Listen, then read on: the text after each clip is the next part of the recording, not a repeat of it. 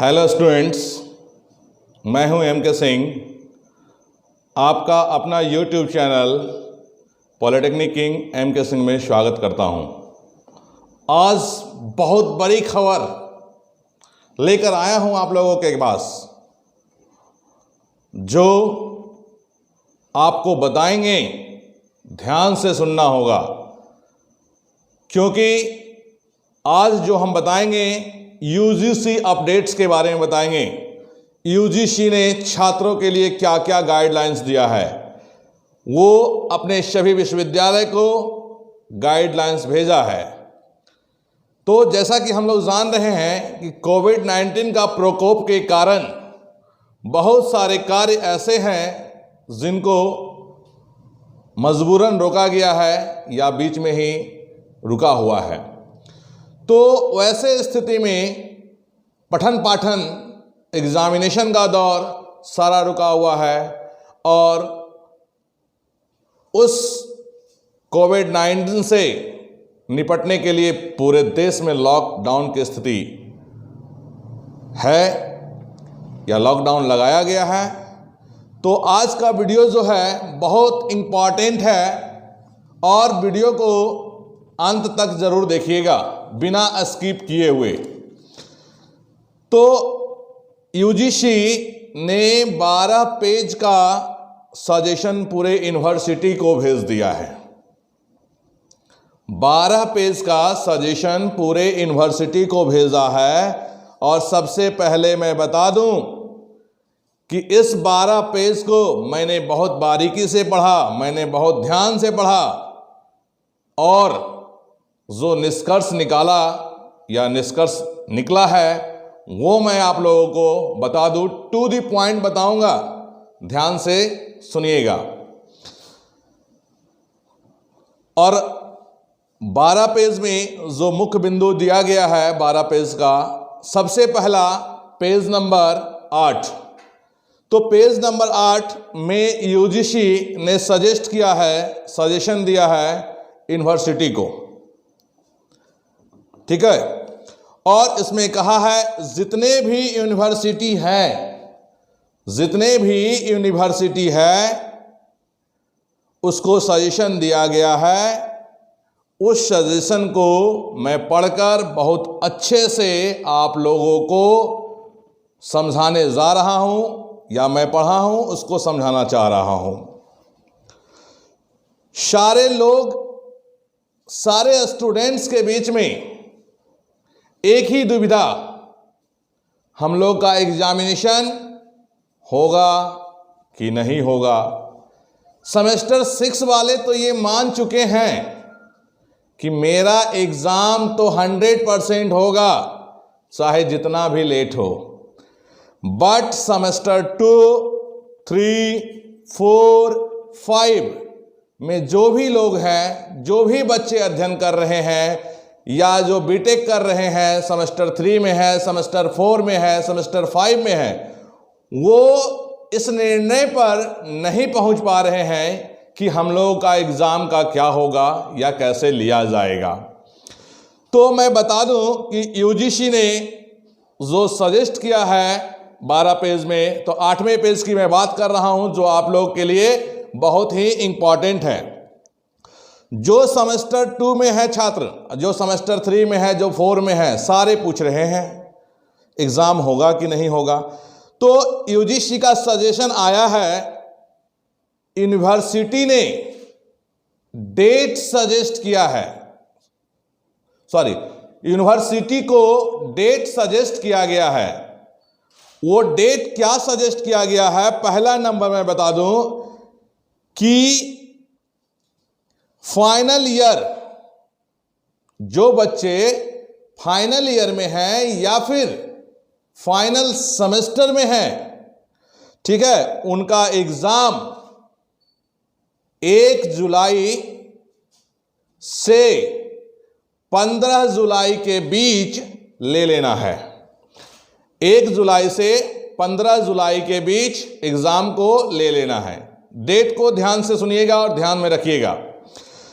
अब 1 जुलाई से 15 जुलाई में फाइनल ईयर का एग्जाम होगा, तो इसके बाद जो इंटरमीडिएट कहने का मतलब है जो सेमेस्टर 2 में है, सेमेस्टर 4 में है, सेमेस्टर 5 में है या सेकेंड ईयर में है, उनके लिए, या जो स्टूडेंट बीटेक कर रहे हैं वो सेमेस्टर 6 में है, 4 में है, 5 में है, उनके लिए जो डेट निर्धारित किया गया है वो 16 जुलाई से लेकर 31 जुलाई तक का डेट निर्धारण किया गया है।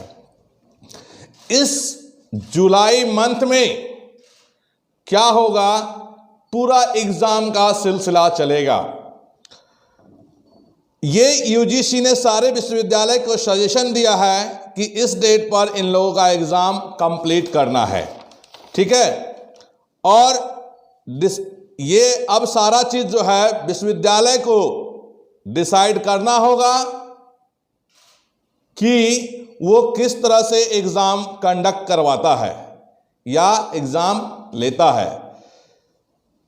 सबसे बड़ा क्वेश्चन उठता है कि जो सप्लीमेंट्री वाले स्टूडेंट हैं, जो सेमेस्टर बैक हैं, या जो किसी साल पिछले पूर्ववर्ती साल में क्या हो गए हैं, फेल हो गए हैं, उनके लिए क्या होगा।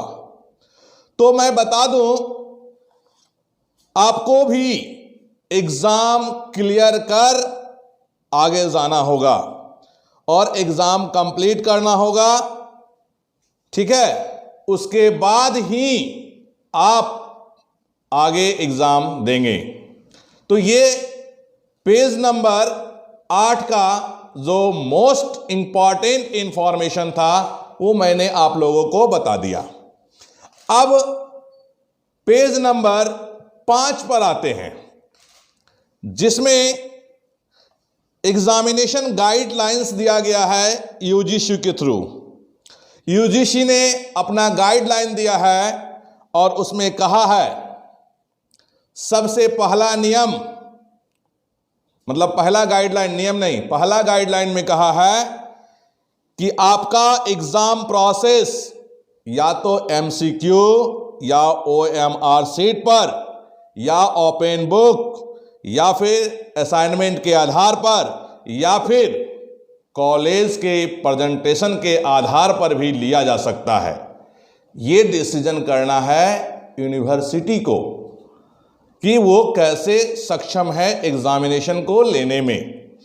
या तो वो ओएमआर पे ले ले एग्ज़ाम, या तो ओपन बुक, मतलब जैसे एग्ज़ाम देते थे उस ढंग से ले ले एग्ज़ाम, या फिर जो असाइनमेंट बना कर देते हैं उसके आधार पर नंबर आपको दे, या फिर यूनिवर्सिटी में प्रेजेंटेशन बना कर करके आपको देना होगा, उसके आधार पर आपको मार्क्स मिलेगा। रूल नंबर 2 कहता है एग्जामिनेशन का टाइम जो 3 घंटा है वो विश्वविद्यालय